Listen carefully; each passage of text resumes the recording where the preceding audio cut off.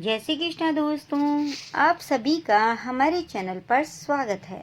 आज की कहानी का प्रसंग है बिहारी जी किसी का उधार नहीं रखते।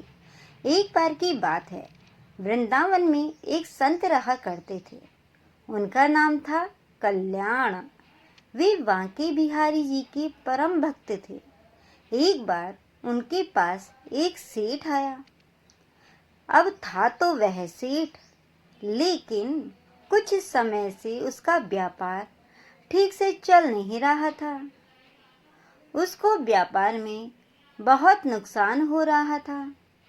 सेठ उन संत के पास गया और उनको अपनी सारी व्यथा बताई और कहा, महाराज, मेरे व्यापार में कुछ दिनों से काफी नुकसान हो रहा है। आप कोई उपाय करिए। संत ने कहा, सेठ जी, अगर मैं ऐसा कोई उपाय जानता तो आपको अवश्य बता देता, लेकिन मैं ऐसी कोई विद्या नहीं जानता जिससे मैं आपके व्यापार को ठीक कर सकूं। ये मेरे बस में नहीं है। हमारा तो एक ही सहारा है, बिहारी जी। हम तो बिहारी जी के ही भक्त हैं और यही एकमात्र हमारा सहारा है। इतनी बात हो ही पाई थी कि बिहारी जी के मंदिर के पट खुलने का समय हो गया। संत सेठ जी को बिहारी जी के मंदिर में ले आए और अपने हाथ को बिहारी जी की ओर करते हुए सेठ जी बोले, आपको जो कुछ भी मांगना है, जो कुछ भी कहना सुनना है, इनसे कह दो। ये सबकी बिगड़ी बनाते हैं। ये सबकी मनोकामनाओं को पूर्ण कर देते हैं। सेठ जी ने बिहारी जी से प्रार्थना की। 2-4 दिन वृंदावन में भी रुके और फिर अपने घर को चले गए। कुछ समय बाद सेठ जी का सारा व्यापार धीरे धीरे ठीक हो गया। अब सेठ जी समय समय पर बिहारी जी के दर्शन करने वृंदावन आने लगे, क्योंकि उनकी प्रबल भक्ति हो गई वृंदावन बिहारी में। इसलिए वो समय समय पर उनके दर्शन करने के लिए आने लगे। लेकिन कुछ समय बाद सेठ जी थोड़े अस्वस्थ हो गए। वृंदावन आने की शक्ति भी अब उनके शरीर में नहीं रही। एक बार उसका एक जानकार वृंदावन धाम की यात्रा पर जा रहा था।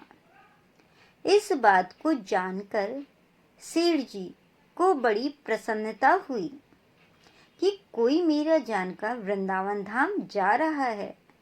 उससे वो बड़े प्रसन्न हुए। सेठ जी ने उसे कुछ पैसे दिए और कहा कि ये धन तू बिहारी जी की सेवा में लगा देना और उनको पोशाक धारण करवा देना। वो भक्त जब वृंदावन आया तो उसने सेठ जी से के कहे अनुसार बिहारी जी के लिए पोशाक बनवाई और उनको भोग भी लगवाया।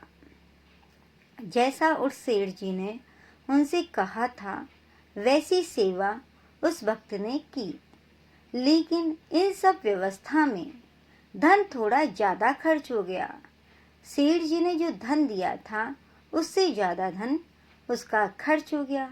लेकिन उस भक्त ने सोचा, चलो कोई बात नहीं, थोड़ी सेवा बिहारी जी की हमसे भी बन गई। ऐसा उस भक्त ने मन में सोचा। बिहारी जी किसी का उधार नहीं रखते। अब इधर मंदिर बंद हुआ तो बिहारी जी रात को सेठ जी के स्वप्न में पहुंच गए।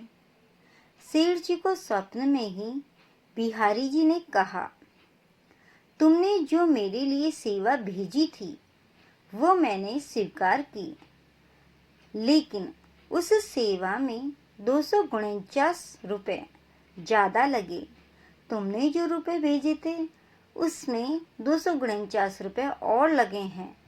तुम उस भक्त को ये रुपए लौटा देना। ऐसा वृंदावन बिहारी जी ने सेठ जी के स्वप्न में कहा और अंतर्ध्यान हो गए। सेठ जी की जब सुबह आंख खुली तो वे बिहारी जी की लीला देखकर आश्चर्यचकित रह गए। वो अचंभित रह गए, सोचते ही रह गए।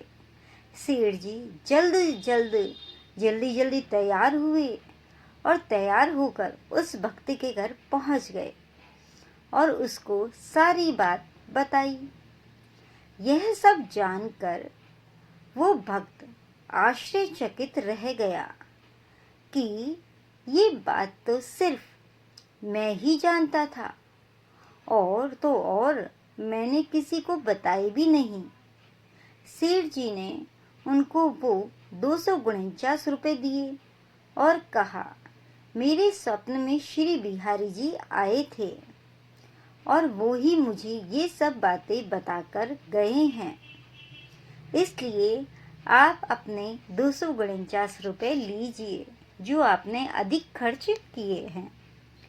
ये लीला देखकर वो भक्त खुशी से मुस्कुराने लगा और बोला, जय हो बिहारी जी की। इस कलयुग में भी हमारे बिहारी जी किसी का कर्ज किसी के ऊपर नहीं रहने देते। जो एक बार इनकी शरण ले लेता है फिर उसे किसी से कुछ मांगना नहीं पड़ता, उसको सब कुछ मिलता चला जाता है। यही बिहारी जी की कृपा है। बोलो श्री वृंदावन बिहारी लाल की जय।